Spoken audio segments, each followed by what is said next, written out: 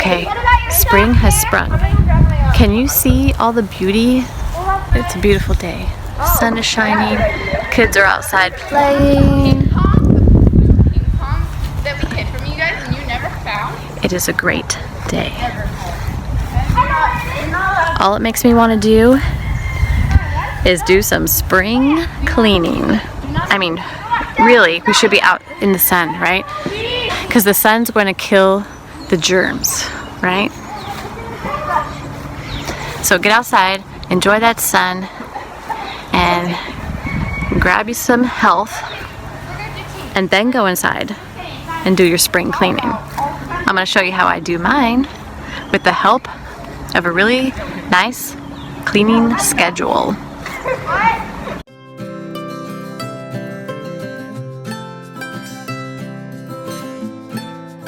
Hi, I'm Amy from Our Amiable Farmhouse, and today I am so excited to share with you some spring cleaning tips.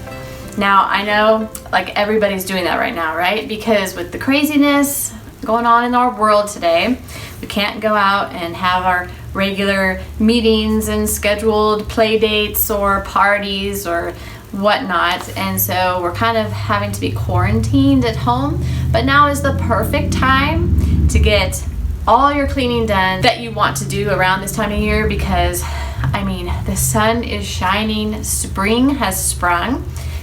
Here in the northern hemisphere, officially the start of spring. It just makes me want to dust everything off and really give everything a deep clean and let that sun shine through those windows. Oh man, it feels so good. Maybe it's just me, like my type A personality that wants to clean, and then I feel all giddy that my house is clean, and I cleaned and got under some nooks and crannies that no one's ever seen, and or when like people want to come over. I guess right now you may not have that much of a problem with people, you know, popping in unexpectedly, because socially that's unacceptable right now. Yeah. So, but when somebody calls and wants to come for a visit, all of a sudden, have you ever noticed that you see everything? Like all the dirt, and all of a sudden you have 5 layers of earth sediment upon every flat surface of the free world that you own in your home. Yeah. And apparently I don't notice it at any other time, just when, you know, I'm gonna host a dinner or host a family brunch, or anytime someone unexpectedly pops in, like, you know, just trying to be friendly and neighborly. They just want to come and say hi, and I think it's great. They should come over. So I need to be less stressed about how clean my home is.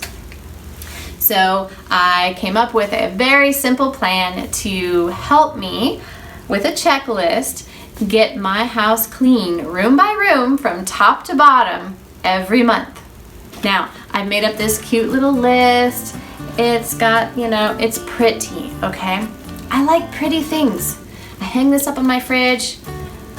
I laminated it, yes. I've got a little cute little ring here. It hangs on my fridge, so when it's cleaning day, our designated cleaning day, we can pick up this list and say this is what we're attacking for this week of the month. So there's week 1, 2, 3, 4. And it helps me know what to clean. Because let's face it, if you tried to clean your entire house from top to bottom every week, your house might be pretty, but you wouldn't. No. In fact, you'd be pretty troll-like, very ugly. And nobody wants a mama that looks like a troll doll. You know, like in the 80s when you did this and the hair went poof. And mine can do that really easily because I have naturally curly, alright, let's just call it what it is. Naturally frizzy hair. Yeah, it's only curly if I, you know, tame it and make it behave. Yeah, nobody wants a mama like that. That's just ugly. Don't be ugly. Be organized with a nice, pretty chart that keeps the sanity. And everyone can look at it and say, oh, there's something to check off. I'll do that and check it off. I don't know. Maybe it's just me. I get so much satisfaction in checking something off my list. I'll leave a link in the description below on the blog, and it's a free list. You can grab that over there. So basically, I just took an inventory of each room in my house, kitchen, living room, dining room, bedrooms, bathrooms, the places we live in our house. And then I really just took inventory of what I would like cleaned. I just started, looking at it.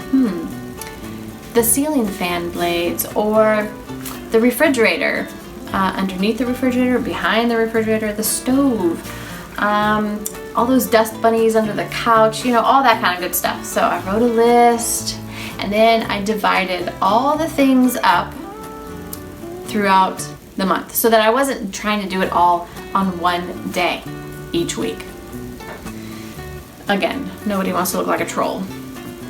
So anyway, now I have a medium-sized family. Some might think of it as medium-sized, some might think large, small, I don't know. It depends on how many kids you have. We have 4 kids. Well, yeah, 4. But only 3 of them are still living at home. So I have some extra help. Now, if you mamas are at home with babies and toddlers, you may not have as much help, but trust me, it's coming. It is coming someday soon. Sooner than you would like. I mean, right now you're thinking, come Lord Jesus, soon. But when they are in middle school and high school, you're gonna be wanting these days back when they're little and precious. But anyways, that's not what we're here to talk about. But enlist your troops. Even if they're little, give them something to do. It will keep them occupied. Give them a little duster, a rag, a broom. Make them think that they are doing something that's contributing to the household, and they will love it. So now, don't get me wrong, our house gets cleaned every week. The basics, the things that have to be done, like floors, bathrooms, and kitchen. So these are a must. We just gotta vacuum, sweep, and mop, and the kitchen needs to be clean. Always have a clean working space, and the bathrooms. Yeah, that's probably the nastiest, and so that definitely needs to be cleaned every week. And so everybody has their normal weekly chore on cleaning house day, whether that's counters and sinks, toilets, or showers and bathtubs, or the kitchen, floors, whatever it might be. And then after that normal chore is done, and trust me, it only takes each person anywhere between 10 and 20 minutes to do their one task, or several tasks that they have. It's very minimal time.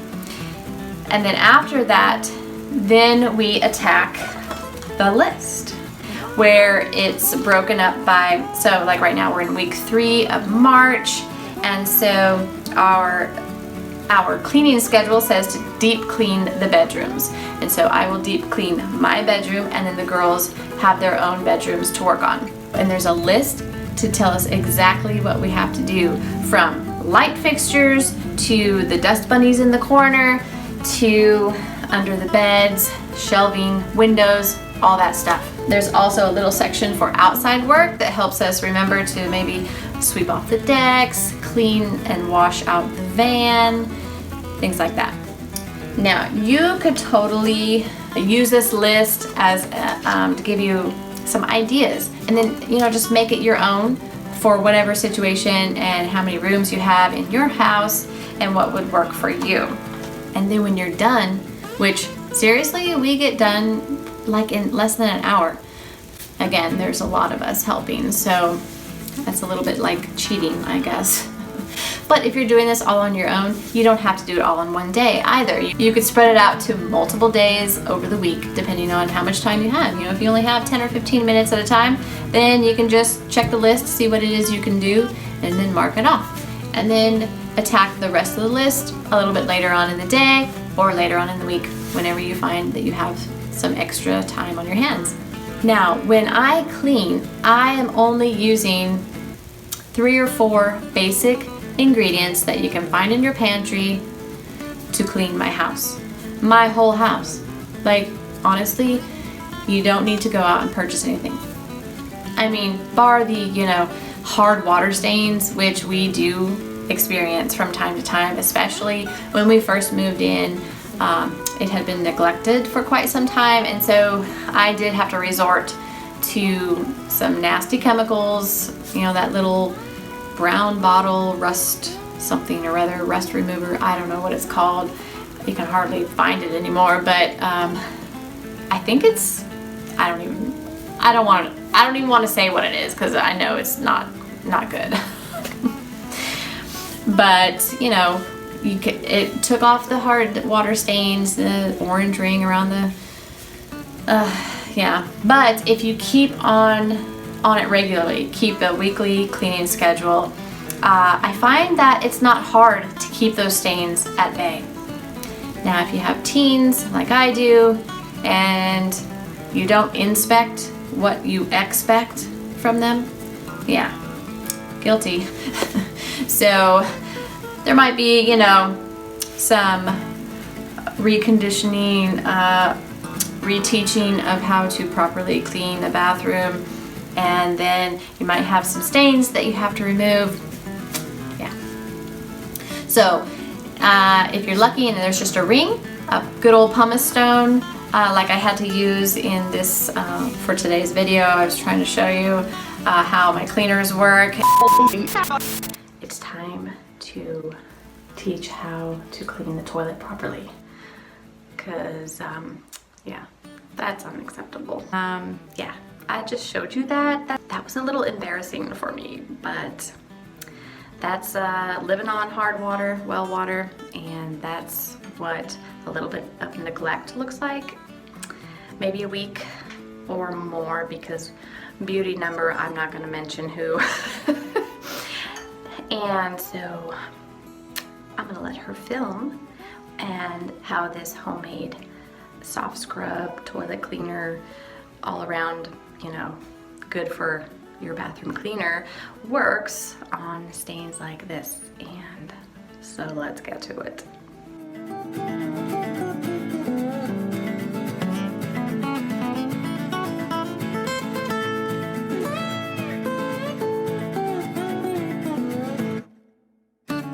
And I just got a pumice stone to get that ring out. If at all possible, I try not to resort to using chemicals. For one, it's just not good for us or the environment, but for another, it's money out of my pocket. Extra money that I wouldn't normally have to spend if I could at all help it, right? So my best advice is to keep those sinks and fixtures, toilets, bathtubs clean, and then you won't have the hard water stains as much, that I've found in my experience. So back to the ingredients of my basic cleaning supplies, right?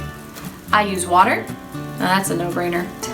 I use vinegar, and I use baking soda, some essential oils, and a little bit of hydrogen peroxide. Now I don't use all those ingredients together necessarily. You don't want to mix vinegar and hydrogen peroxide. That's a no-no. It turns it into you know, a chemistry lesson of corrosion. It's not good. We'll just say that. And of course, I mean, everyone knows not to mix bleach and other things, but I don't use bleach. I don't even have bleach in the house, so you can Google it and figure out what that is. Basically, my all-purpose spray that I like to use because it's simple and fast is 3 parts of water to 1 part of vinegar. That's it, just simple. If I'm feeling extra fancy and a little bit more chic, I might drop some essential oils in there, citrus, you know, lemon, grapefruit, orange, whatever I have on hand is good. Rosemary, lavender, oregano, those are all great essential oils for cleaning. Our family tends to stay away from tea tree, peppermint, anything in the mint family, eucalyptus, because we use homeopathy remedies a lot, and the mint family and tea tree, things like that, kind of cancel out your homeopathic remedy, and then you just have to take it over again. For the basic all-purpose spray, it's just 1 part vinegar, 3 parts water, and I wipe down my surfaces. Now, if you have natural stone in your house, like we have 1 bathroom with the countertop is granite, You can't use vinegar on granite or marble, things like that. So I think from what I understand is it eats away at the finish or the protective coating that's over it, perhaps. I'm not really sure. So you just stay away from vinegar with natural stone. So that's why I make this other all-purpose spray and just use it just for that particular area. And it's just basically a little bit of Castile soap, baking soda, essential oils, and water.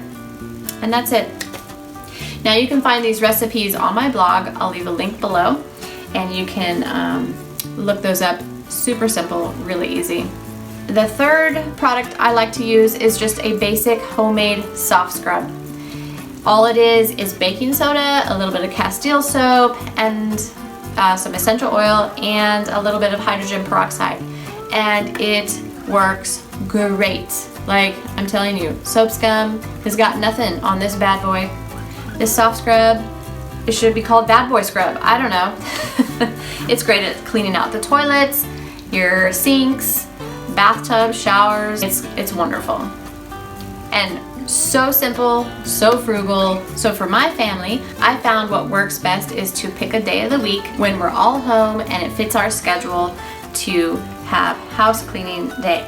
Everybody has their set list of chores that they regularly do, and then we just attack whatever week we're on and knock out those things on the list and check them off as we go, and then in no time the house is clean.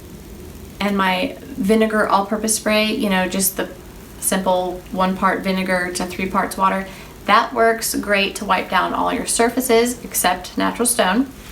And it's also a great window cleaner.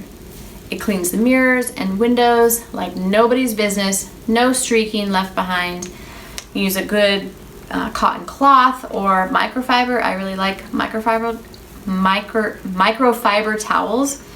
And if you don't get it too damp, it washes the windows and dries them all at the same time. Or you can just get another clean towel and dry it if you got it too wet, or the window's really, really dirty and you need to really kind of clean it, especially the outside of the windows. Then just use an extra towel to dry it off. But vinegar works great.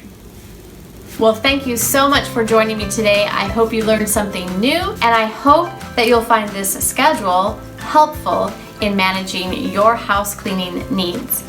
Be sure to download your free copy over on the blog, ouramiablefarmhouse.com.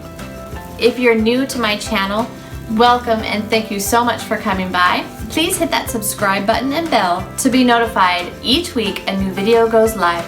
Each week I bring a new video on simple food, simple living, simply handmade. Thanks so much for stopping by Our Amiable Farmhouse.